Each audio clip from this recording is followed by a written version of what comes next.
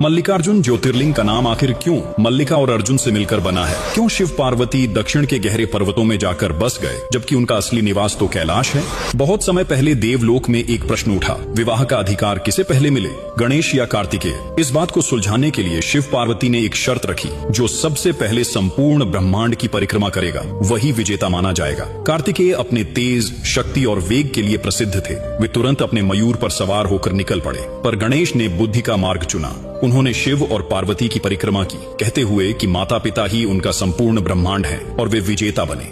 यह परिणाम कार्तिकेय के हृदय पर गहरी चोट की तरह पड़ा। उन्होंने इसे अपमान समझा और सोचा कि उनकी तपस्या, बल और पराक्रम का कोई मूल्य नहीं समझा गया। क्रोध और दुख के कारण कार्तिकेय कैलाश छोड़कर दक्षिण दिशा की ओर निकल पड़े।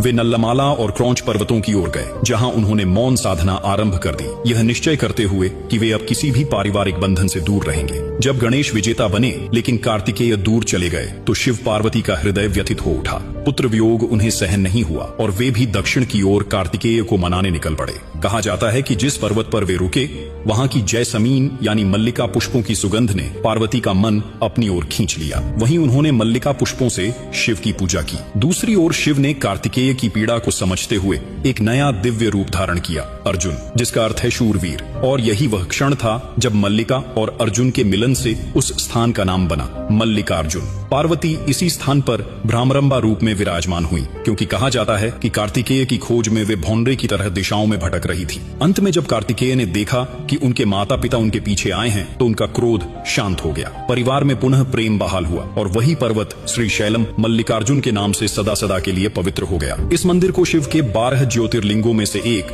और 52 शाक्त पीठों में से एक माना जाता है, जो भारत के आंध्र प्रदेश राज्य के श्री शैलम नामक पर्वतीय शहर में स्थित है। हर हर महादेव।